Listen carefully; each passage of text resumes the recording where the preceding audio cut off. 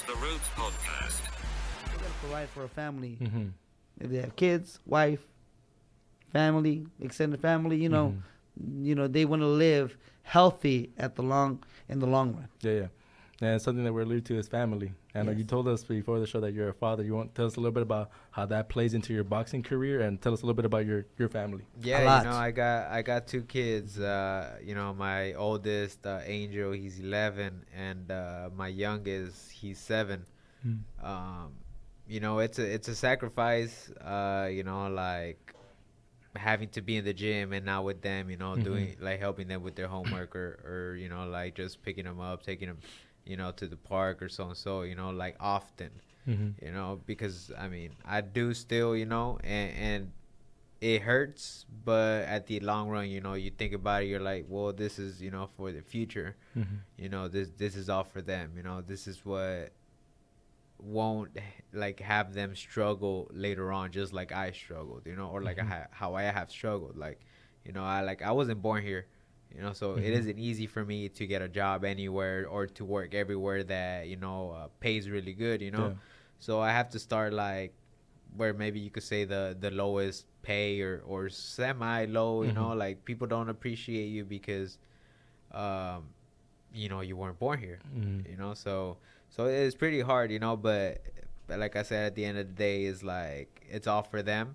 And I feel it will pay off, just like, like, I feel I have, I don't quit, like I don't have that mindset of quitting on something that I've invested already time to, like money and a lot of stuff, and like sacrifice all of this, so at the end of the day, I feel it's going to pay off. So, I just keep on believing in myself and, having God by my side and, my team. And I feel we'll go the correct way, just like he's saying, is building me right, Yeah. After the fight, I don't think they were allowed to be in. I think they were too young to be at the fight. But did you tell them, how was it like when you told them that you won your first fight? They're like, whatever. They're like, whatever. As kids, they're like, whatever. They don't really notice a lot, okay. But it's like when the time comes where, Dad, I want this, I want that, or like, ahora sí, ¿verdad? Yeah, ahora sí.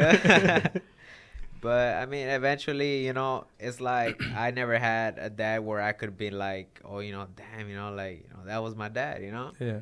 Like my dad walked out of my life, like, who, like, I don't remember how old I was. I think I was like maybe 4, 3, and like now I recently connected with him again, just because, like a godly thing is to forgive, and I'm big on God, like.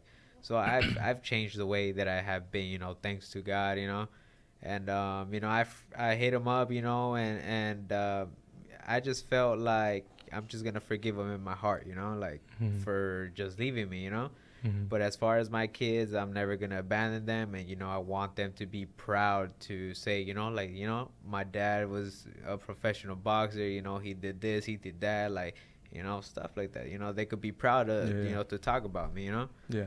So, that's, in the long run. But right now, they're like, whatever. He fights, but okay, Yeah. I guess it's good. It's as time goes and they start seeing you fight more, they'll. Yeah, my oldest is like, asking more and more, like, about fighting, like about boxing. So he's asking me more. Yeah. But I don't want to, like, encourage him to do it if he doesn't want to do it, you know? If he wants, because he plays soccer right now. He plays soccer.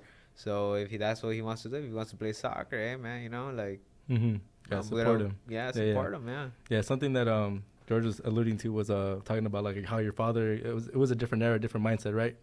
I talk a lot about this with my own parents, how I guess they grew up in a different era where they're just taught to just provide and provide food, un techo, and like that's pretty much just that's it. It's a different generation now. And I tell, like, my mom, like, when I have my kids, I want to have a relationship with them. Like, techo, food, education, that's a given. That's something I'm going to provide. Yeah. But, like, as a new generation, I was like, I want to have a relationship with my kids.